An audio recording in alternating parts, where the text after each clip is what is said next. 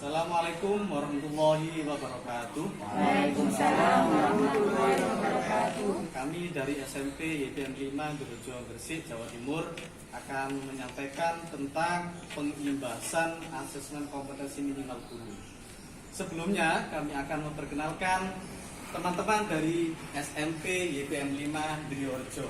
Saya mulai dari saya sendiri, Muhammad Anis, mengajar bahasa Inggris. Monggo Ibu. Saya sudah pernah mengajar matematika. Saya Elia Fendi, mengajar bidang studi matematika. Saya Tasutan, mengajar mapel IPA.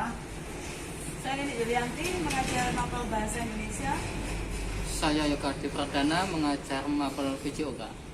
Dan saya Bu Amina, memegang mapel PKM. Saya Ibu Fikri Umami, mengajar mapel IPA. Saya Bulaili Mas Rifa, mengajar bahasa Indonesia. Saya Pak Nanak, mengajar mata pelajaran IPS. Oke, tahun ini kita dihadapkan dengan istilah asesmen nasional. Apakah asesmen nasional itu? Asesmen nasional adalah pemetaan mutu setiap sekolah. Di antara mengukur bagaimana sih mutu sekolah itu. Dan asesmen nasional itu terdiri dari 3 komponen. Yang pertama adalah asesmen kompetensi minimal. Yang kedua adalah survei karakter. Yang ketiga komponen survei lingkungan belajar. Bapak Ibu, mungkin ada yang bisa membantu. Apakah asesmen nasional ini menentukan kelulusan peserta didik? Baik, saya akan menjawab. Jawabannya dalam AKM ini tidak menentukan kelulusan peserta didik. Karena di dalam AKM ini tujuan utama adalah untuk meningkatkan mutu pembelajaran di tiap sekolah yang ada. Itu aja. Mungkin ada yang menambahkan? Mungkin saya bisa menambahkan, memang tujuan utama dari AKM adalah untuk mendorong perbaikan mutu pembelajaran dan hasil belajar peserta didik, di mana kemampuan yang diukur adalah numerasi dan literasi. Tapi di sini saya ada ganjalan. Mengapa yang diukur itu hanya literasi dan numerasi saja? Mungkin saya bisa sedikit membantu jawaban dari Bu Nini. Jadi AKM ini atau asesmen nasional ini hanya mengukur 2 macam literasi, yaitu literasi membaca dan literasi matematika atau numerasi. Keduanya ini dipilih ya dikarenakan kedua literasi tersebut adalah merupakan kemampuan atau kompetensi dasar yang diperlukan oleh seluruh siswa ataupun siswi, terlepas dari profesinya apa ataupun cita-citanya nanti apa di masa depan. Jadi hanya 2 inilah yang mendasar. Jadi hanya 2 itu yang dijadikan tolak ukur dalam asesmen nasional. Terima kasih. Kemudian instrumen apa saja yang digunakan dalam asesmen nasional tersebut? Asesmen nasional terdiri dari 3 instrumen. Yang pertama, asesmen kompetensi minimum atau AKM yang mengukur literasi membaca dan literasi matematika atau numerasi siswa. Yang kedua, survei karakter yang mengukur sikap, nilai, keyakinan, dan kebiasaan yang mencerminkan karakter murid. Dan yang ketiga yaitu survei lingkungan belajar yang mengukur kualitas berbagai aspek input dan proses belajar mengajar di kelas maupun di tingkat sekolah. Itu aja. Tapi saya punya pertanyaan. Kira-kira bentuk soal asesmen nasional itu seperti apa? Oke, saya akan menjawab dari pertanyaan dari teman saya Bu Rokila tadi, bahwa bentuk-bentuk soal pilihan ganda yang ada pada AKM yang saya pahami dari apa yang saya baca dan saya pelajari setelah mengikuti AKM itu ada 5. Yang pertama yaitu pilihan ganda, yang kedua pilihan ganda kompleks, yang ketiga adalah menjodohkan, kemudian yang keempat adalah isian singkat, dan yang kelima adalah uraian. Itu yang saya pahami.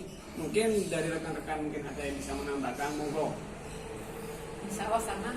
Soalnya seperti itu. Iya, sama. Kemudian kalau itu memang nggak ada tambahan, ini saya punya sedikit kurang paham sasaran siapa saja yang dikenakan untuk mengikuti AKM ini.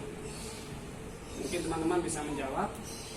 Oke, ini Pak Sultan, sasaran yang bisa menjawab untuk AKM itu ada 2, yaitu pada murid sama guru dan kepala sekolah.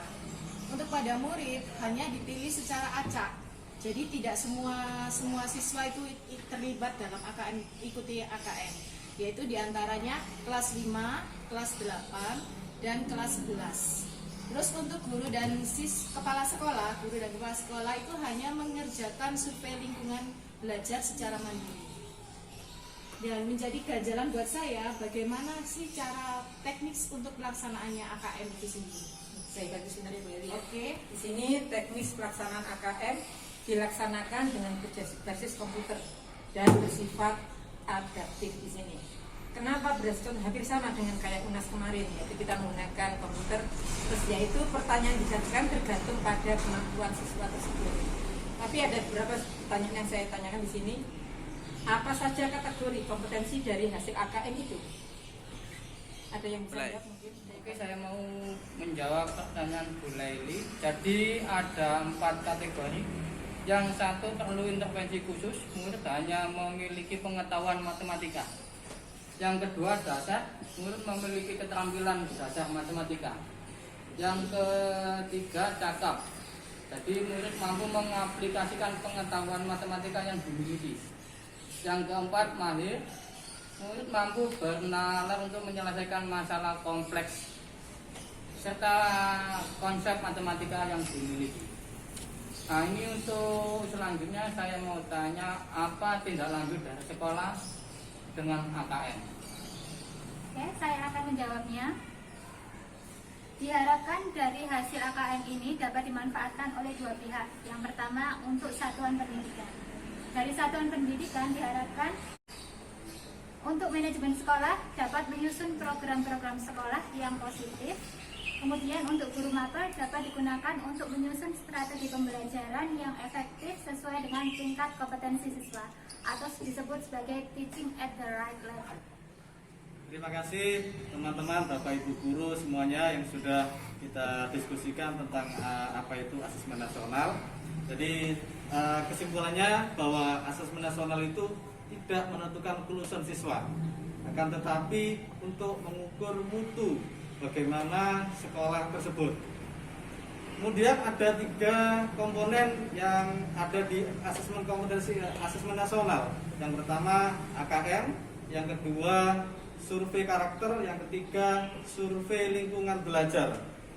Dari situ kita tahu bagaimana sih asesmen nasional itu secara keseluruhan.